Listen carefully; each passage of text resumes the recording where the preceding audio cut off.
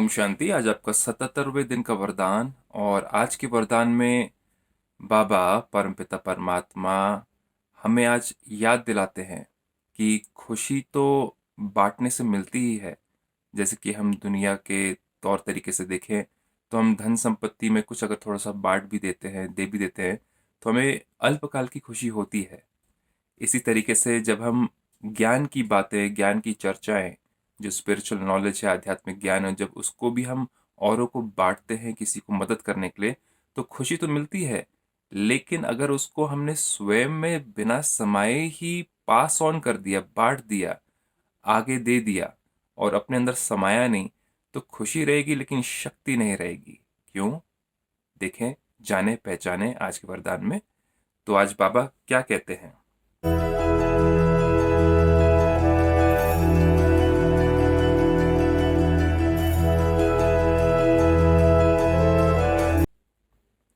बाबा कहते हैं, खुशी के साथ शक्ति को धारण कर विघ्नों को पार करने वाले विघ्न जीत भव। तो खुशी के साथ शक्ति को धारण कर विघ्नों को पार करने वाले विघ्न जीत भव। तो जो उसको शक्ति कब मिलती है? जब आप किसी चीज को अच्छे से पचा लेते हो। जैसे खाने की चीज होगी, इसको पचा लिया आपने तो शक्ति मिलती है। सिर्फ टेस्ट कर लिया जबान पर, उससे शक्ति मिलेगी? नहीं मिलेगी। तो ऊपर ऊपर नहीं, गहराई से अंदर तक उसको डाइजेस्ट करना है ना।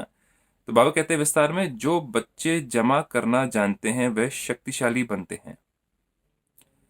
यदि अभी अभी कमाया, अभी अभी आपने मुरली सुनी, अभी अभी आपने ज्ञान लिया, अभी अभी आपने कुछ अच्छी बात सुनी और उसको आप पास ऑन कर दिए। जैसे हम आजकल करते हैं ना, व्हाट्सएप के मैसेज आते हैं, अच्छी कुछ बातें होती है, सुना पड़ा, अच्छा लगा एक सेकंड के लिए और पास ऑन कर दिया। लेकिन क्या अपने जीवन में उसको हमने अपनाया, उसको गहराई से समझा, उसको अप्लाई किया? तब जाकर के वो शक्ति बनती है। तो बाबा कहते हैं, यदि अभी अभी कमाया, अभी अभी बांटा, स्वयं में समाया नहीं, तो शक्ति नहीं रहती। सिर्फ बांटने, ये अब बहुत इंपॉर्टेंट है, सिर्फ बांटने व दान करने की खुशी रहती है।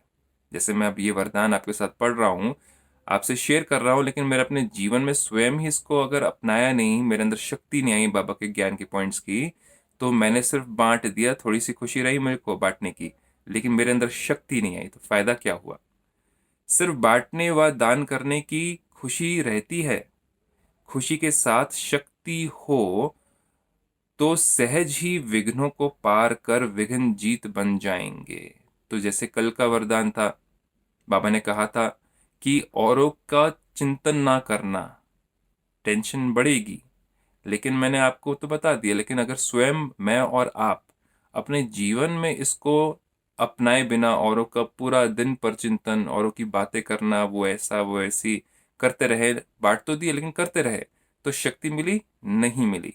इसी तरीके से बाबा कहते हैं, खुशी के साथ शक्ति हो तो सहज ही विघ्नों को पार कर विघ्न जीत बन जाएंगे। अगर स्वयं पे अप्लाई नहीं किया तो टेंशन बढ़ जाएगी।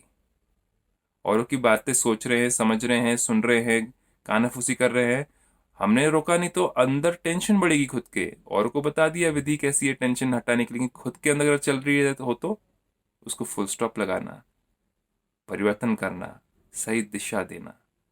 तो बाबा कहते हैं, फिर कोई भी विघ्न लगन को डिस्टर्ब नहीं करेंगे।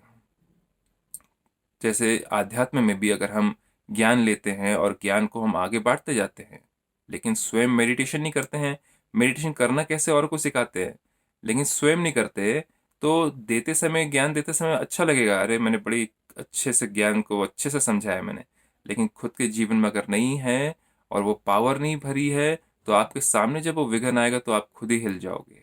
ये कहना चाहते हैं बाबा।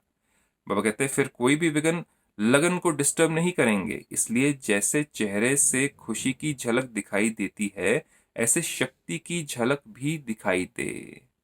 कि कोई भी विघ्न आ जाए, कोई कुछ भी बोल के चला जाए आपको, आपको उसका कोई असर पड़े ही ना। इतनी गहन शक्ति से सिर्फ मुरली को ऊपर ऊपर पढ़ना नहीं, सिर्फ वरदान को ऊपर ऊपर से नहीं पढ़ना, लेकिन अंदर तक समाना, अंदर तक उस पॉइंट को फील करना और अप्लाई करना। और जो अप्लाई करा जीवन में और विजय बने, तब जो खुशी मिलती है और जो शक्ति महसूस होती है, उसके कहने ही क्या। तो आज का ये वरदान सोचिएगा, समझिएगा, अप्लाई करिएगा।